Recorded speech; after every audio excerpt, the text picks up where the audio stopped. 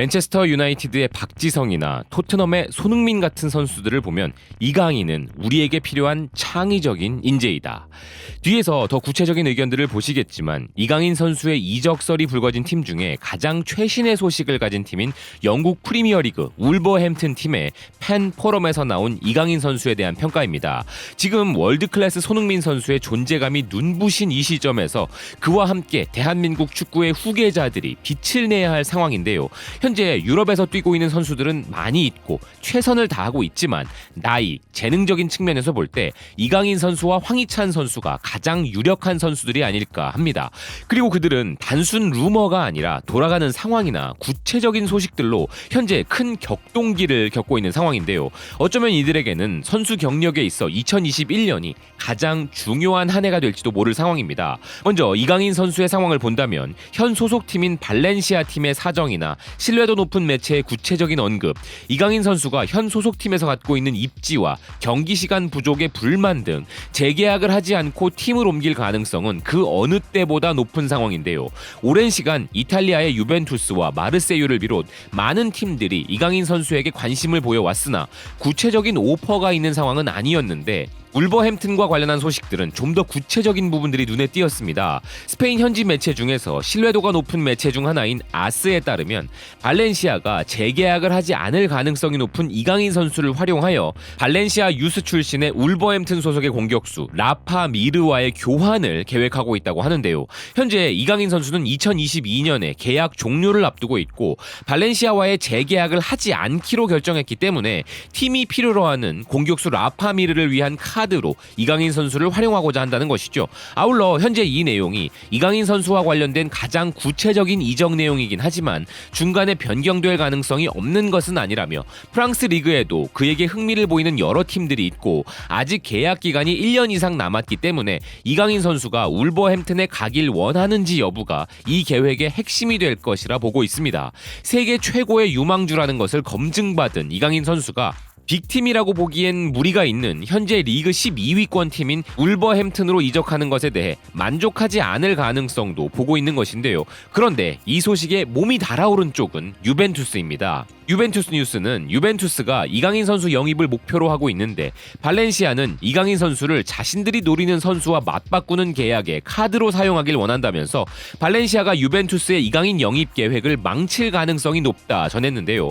유벤투스에 대해서는 별도의 사건과 차별이 심한 리그 특징상 감정이 좋지 않기 때문에 이강인 선수가 유벤투스로 향할 수 있다는 소식이 그리 달갑진 않지만 최고의 명문팀에서 이강인 선수의 일거수일투족을 주목한다는 그 사실만큼은 이강인 선수의 가치가 입증되는 부분이라 성사 가능성을 떠나 기분이 나쁘진 않네요.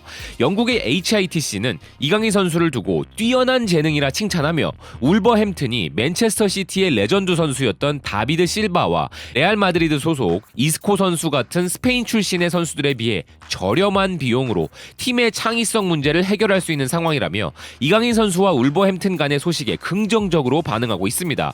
현재 울버햄튼의 경기력에 있어 창의적인 패스와 도움이 부족한 점을 들어 이강인 선수가 팀에 합류하게 된다면 그런 부분에서 큰 도움이 될 것이라는 기사는 다비드 실바, 이스코와 비교되어 온 이강인 선수가 그런 역할을 팀에서 해줄 것이라는 분석인데요. 울버햄튼의 팬들 반응도 흥미로웠습니다. 현지 팬들은 팀 소속의 라파미르 선수와 이강인 선수 간의 스왑딜에 대한 소식이 나가자 아주 다양한 반응을 보였는데요.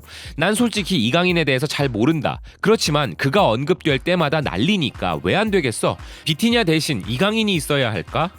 이 팬이 언급한 선수는 포르투갈 출신의 유망주인데요. 이런 반응에 대해 다른 팬은 비티냐는 팀에 머물게 될 것 같고 이강인이 윙어 역할을 맡게 될 것 같다. 그리고 비티냐는 우티뉴와 로테이션이 될 것 같아 라면서 이강인 선수의 포지션을 윙어로 보고 있기도 했습니다. 또 다른 팬은 이강인은 기술적으로 매우 능숙해 보이지만 영상으로 본 것 외엔 난 아직 이강인을 몰라. 난 이강인이 푸싱그룹이 좋아할 카드라고 말하는 걸 싫어하지만 난 이것이 일부 진실일 거라는 것을 알 수 있다. 만약 이강인이 손흥민과 같은 스타가 된다면 푸싱그룹이 그를 브랜드화하길 원할 것이고 그게 멕시코에서는 라울과 비슷한 거야 라고 말했는데 이 팬의 말은 현 울버햄튼의 소유주인 중국의 푸싱그룹이 이강인 선수를 영입하게 되면 팀의 공격수인 라울 히메네스를 통해 멕시코 팬들의 인기를 모은 것처럼 이강인 선수가 손흥민 선수와 같이 활약을 해줄 경우 아시아 스타로 브랜딩하는 전략을 펼치지 않을까 하는 의견을 게시한 것인데요. 이 팬의 의견에 대해 다른 팬들은 난 그가 브랜드라고 말하지는 않겠지만 맨체스터 유나이티드의 박지성이나 토트넘의 손흥민과 같은 선수들을 보면 이강인은 우리에게 필요한 창의적인 재능이다. 그리고 팀의 다양성을 보는 것이 좋을 것 같다. 이강인은 분명히 팀 스쿼드에 큰 도움이 될 것이고 누노 감독이 4-2-3-1 전형을 쓸 계획이라면 확실히 공격형 미드필더 역할에 훌륭한 선택이 될 거야 라는 등의 의견을 남겼습니다. 이강인 선수는 일부 아시아 국적 선수들이 마케팅용으로 영입되는 것과는 차원이 다르게 실력적인 면에서 팀에 큰 도움이 될 것이라는 팬들의 기대감이 더 큰 것을 알 수 있었는데요. 다만 중국 구단주라는 게 참 선입견을 가지고 싶지 않지만 그냥 뭐 그렇습니다. 아울러 이강인 선수를 적극적으로 반기는 팬들 중에서는 난 이강인을 정말 좋아해. 난 2-3년간 발렌시아 경기를 통해 그를 지켜봤는데 그는 퀄리티가 좋고 그를 데려온다면 정말 기쁠 거야. 그는 미드필더이지만 많은 역할을 할 수 있어. 스트라이커로도 뛸 수 있고 박스에서 창의력을 발휘하거나 왼쪽 미드필더에서 윙어처럼 할 수도 있고 패스를 하는 방법을 알고 있는 선수야. 라파미르가 발렌시아로 가고 우리는 이강인을 얻는 거래가 추측된다. 만약 이게 사실이라면 환상적인 거래야.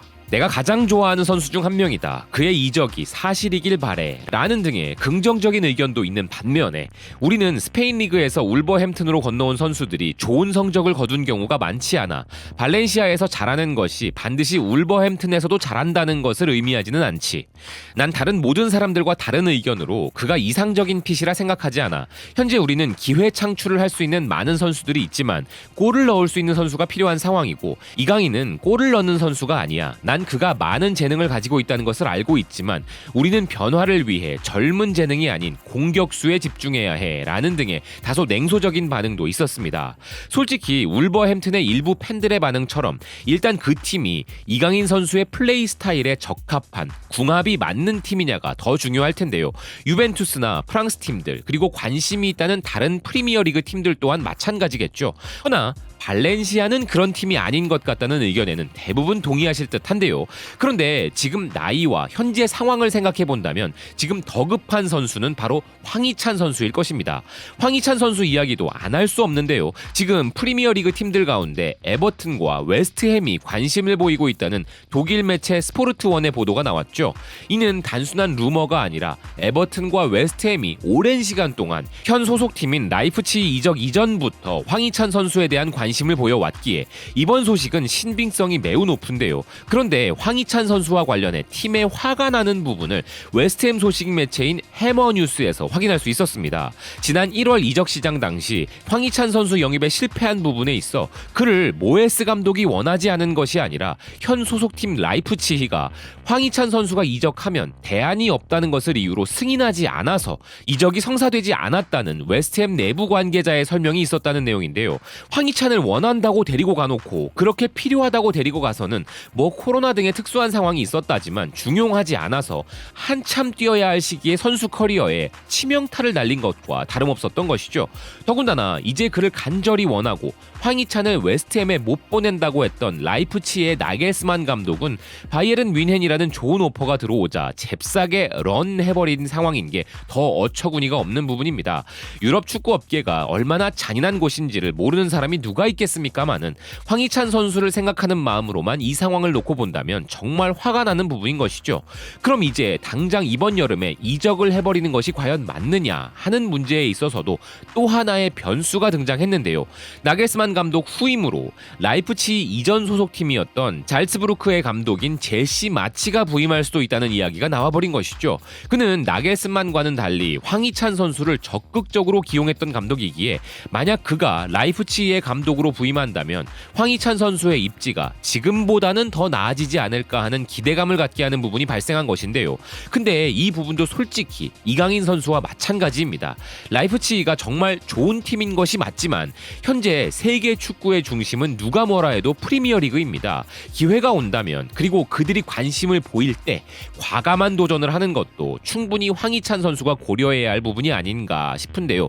단순한 관심 정도가 아니라 에버튼, 웨스트햄과 같은 중진 팀들은 물론이고 울버햄튼과는 거래 성사 직전까지 갔다는 것을 감안한다면 프리미어리그의 스카우트 전문가들이 바보가 아닌 이상 황희찬 선수의 플레이 스타일이 프리미어리그에 적합하다는 것을 인정한 부분이라고 봐도 무방할 것이라는 부분 때문에 황희찬 선수가 자신이 왜 황소라는 닉네임을 가졌는지를 프리미어리그에서 한번 보여줬으면 하는 바람이 생기는데요. 이상적인 바람이 있다면 박지성 선수와 이청용, 기성용 선수 등의 활약으로 주말이 되면 경기를 골라보던 그 시절처럼 팀과의 정리와 구단 간의 이해관계가 잘 맞아들어가서 월드클래스 손흥민 선수와 함께 이강인, 황희찬이라는 최고의 재능들이 최고의 리그에 속한 그들과 궁합이 잘 맞는 팀으로 이적하여 동시에 활약하는 그런 모습을 다시 한번 보고 싶다는 생각입니다. 시청해주셔서 고맙습니다. 또 뵙겠습니다.